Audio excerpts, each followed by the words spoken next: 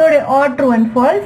Number 11, when demand increases the demand curve shifts to the left. Okay, draw ही करके दिखाती हूँ. when demand increases, देखो increase और डिक्रीज होता है, तो क्या ये मेन आपका डी डिमांड कर्व था, ये राइट में शिफ्ट होता है जब डिमांड इंक्रीज होती है और लेफ्ट में शिफ्ट होता है तो जब डिमांड डिक्रीज होती है.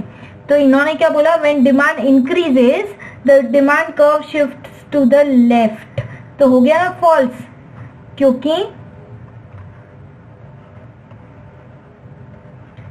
यदि राइट में जाता है डिमांड कर्व तब डिमांड इंक्रीज होती है. 12th, quantity demanded varies directly with price. जितनी क्वांटिटी हम डिमांड करेंगे वो directly, quantity demanded varies directly with price. Directly उससे रिलेटेड है कि इनवर्सली रिलेटेड है ना. तो quantity demanded is inversely related with price, कि प्राइस बढ़ेगी तो क्वांटिटी डिमांडेड घटेगी, नॉट डायरेक्टली रिलेटेड, इनडायरेक्टली और inversely related. So the statement is false. Next, exceptional demand curve has negative slope. ये हमारा डिमांड कर्व कैसे जाता है, ऐसे. तो हम बोलते हैं it is sloping downwards from left to right, it has negative slope.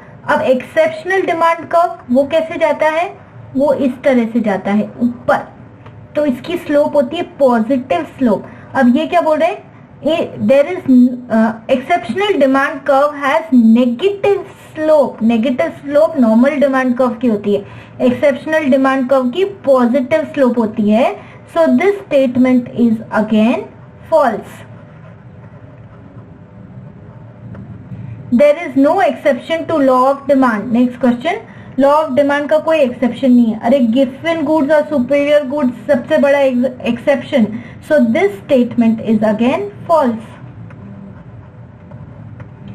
अब extension and increase in demand means the same thing. अब चैप्टर ढंग से समझा हो तो देखो, इतनी बार हमने देखा ये डी डिमांड कर्व है.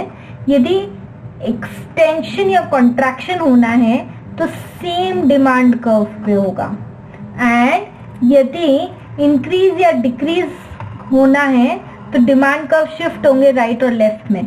अब ये क्या बोल रहा है, ये बोल रहा है एक्सटेंशन होगा इधर नीचे, तो एक्सटेंशन लेकिन सेम कर्व पे, extension and increase in demand होगा तो डिमांड कर्व शिफ्ट होगा राइट पे. वो बोल रहा है मीन्स द सेम थिंग कैसे हुआ, एक्सटेंशन जो होता है वो प्राइस के चेंज के कारण होता है, जबकि इंक्रीज इन डिमांड जो होता है प्राइस कांस्टेंट रहती है लेकिन अदर थिंग्स चेंज होती रहती हैं. तो do they mean the same thing. आप इकोनॉमिक्स के स्टूडेंट हो, extension and increase do not mean the same thing to you, so this statement is false. By this I end up with the true and false.